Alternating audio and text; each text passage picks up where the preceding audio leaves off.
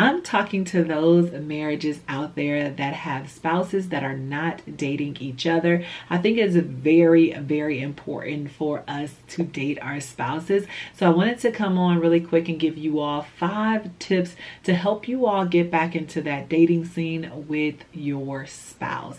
Hello lovers, welcome back to another For the Marriage video. I am Lacole Hanson, and if this is your first time here, 1, welcome. 2, make sure you find that subscribe button below and click it. Over here at For the Marriage, our mission is to provide positive content, services, and products that help marriages reconnect, thrive, and build fulfilling marriages worth having. So if you are looking for a positive marriage community like that, I highly encourage you to click that subscribe button below. 3, thank you so much for joining me in this video. For my old lovers, you know it's always a pleasure to have you come back. I got a great video for us today, so let's go ahead and get into it. So for this video, like I said, I'm going to give you all 5 tips to help you all get back into dating your spouse. So important to date our spouses, and I'm specifically talking about dating outside of the house. Now, I am a firm believer that if you are dating your spouse on a regular inside the house, you should definitely try to switch it up and get outside the house, because it just gets you out of that comfort zone and gets you to do different things. You can do so much with dating in the house, but you can do even more with stepping outside that door and enjoying your spouse out on the town. So tip number 1 to getting back into dating your spouse is going to be making sure that you block off time to do so. We are all guilty of this, specifically me. I am guilty of just having this busy life and not being able to slow down to do things that are important. But I know that when it comes to dating my spouse, I am going to be scheduling time for us to actually do that. We date each other outside the house at least once a month, and ways that we are able to do that is really allocating that time to do so. So I'm talking to my husband, letting him know, babe, what about this date? Are you available this date at this time for us to just have some husband and wife time? So that's going to be tip number 1, is to make sure that you allocate time to date your spouse. Tip number 2 is going to be for those parents out there. So if you are a parent of children, or you consider yourself a dog mom or a dog dad, it's very important for you to also schedule a babysitter to come and take care of your children. Now, if you are close to family and friends and you rely on family and friends and they are kind of flaky, I think that is definitely time for you to look outside of that and find someone that you can trust and that is going to be reliable to meet you and your spouse's needs when it comes to dating each other. For us, we were also worried about who are we going to have to come and watch our children, specifically on the weekends. Typically Friday, Saturday, or a Sunday is when we typically do our date nights. But we wanted to find people that we could rely on, and also people that we trust as well. But it's very important for us to schedule time and say, hey, can you come out and watch our kids on this day at this time? Because it's very important for us to date each other. So that is going to be tip number 2, finding or scheduling your babysitter to be able to come into your home and watch your children. Tip number 3 is so important. I'm going to let you all know that I am guilty of this up front. Okay, so tip number 3 is going to be make sure you are scheduling whatever you're going to do. So if you need to make reservations, you do that. You come up with a plan to actually have a date night or a date. What are you going to do? I know, like I said earlier, I am so guilty of us getting in the car and my husband like, all right, where we're going? And I'm like, I don't know. what do you want to do? You know, and literally we had to pull over on the side of the road and start to like do our research there. So I definitely want you to know that tip number 3 is planning ahead. Plan ahead for whatever activity you're going to do. Now, if you want to be a little bit more spontaneous with this type of stuff, I would definitely tell you to have like a list of things that you want to do. So that way, when it comes down to the actual day, you're not on Google researching things to do for a date in your area, right? Because one thing that I have found is that Google and researching things to do is not like the best option, especially last minute, because I know you're going to be like, well, look, you are all about dating. So how come you were struggling? And I'm like, well, you know, it was when we were getting back into dating each other. And like, I'm like, I don't know what to do, but I don't always want to go out to eat. I want to do something fun or do something different.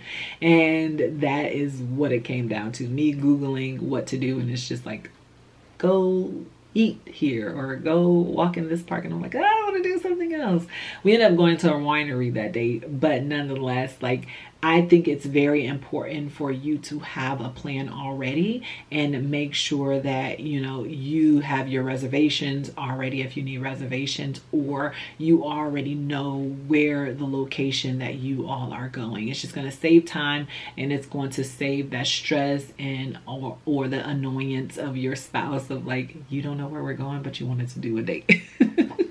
And tip number 4 is going to be, make sure you're including your spouse in these ideas or the date plan that you have, right? So making sure that they are informed of the date, the time, and what is going to happen, what type of clothes you want them to wear, if it's going to be something special, or can they get something down and dirty? Maybe you're just going on a hike or a little picnic or something like that. Just making sure that you're including your spouse in the planning if it's not a surprise, right? If it's not a surprise, just making sure that you are reiterating to them, hey babe, don't forget that we have this going on this day at this time, just so when the day of, it's just not like a surprise, like, oh man, I forgot, you know. And then it's going to go into tip number 5, which is going to be throughout the time, because typically when you're planning a date night, it's not the next day. It's probably a couple of days or a week out, and you want to just continue to give words of affirmation, you know, let your spouse know, like, I'm super excited that we're getting back into dating, like, let's let our hair down, let's just have fun, like, I can't wait to spend time with you. I think these things are very important, because if you are just trying to get back into dating, it may feel a little awkward, like, okay, what do we talk about, what do we do on a date, and things of such, right? So if you're just like giving subtle hints throughout the time until the actual day of the date, then it's going to be a little bit more like, oh yeah, like you're like hyping that day up, right? Like, we're about to get back into this, we're gonna have so much fun. So I highly encourage you all to really date your spouse, and hopefully these 5 tips help you all get back into it. I'll go over the tips again. Tip 1 is going to be making sure that you allocate specific time to date your spouse. Tip 2 is going to be making sure you finding those babysitters for your children or your pets, scheduling them and making sure that they are able to meet your time frame. Tip number 3 is going to be making sure that you have a solid plan or different things to do if you want to be a little bit more spontaneous. That way you're just not like, I have no idea what we're doing. Tip number 4 is going to be making sure that you inform your spouse on what is going to be happening. If it's going to be a surprise, then up into that point of where it's going to be, you know, intruding into the surprise, just letting them know, like, hey, don't forget that we have this day planned for our date. And then tip number 5 is just making sure you're giving those words of affirmation about being super excited about spending time with them and dating each other. Now, I know that this was more so prepping to go outside the house, but I know that everybody is not right now in that stage of let's get time outside the house. You may have young children, you may have moms who are still breastfeeding, or new parents who, you know, don't want anybody to come in and watch their kids. So I totally understand that, and that's why I think it's very important for you all to take down this website, which is forthemarriage.com, which is my website, my small store for you all. I think marriage is very important. I am a advocate for us making sure that we date our spouses, and in doing that I wanted to create, or I have created, a date night mystery love bag,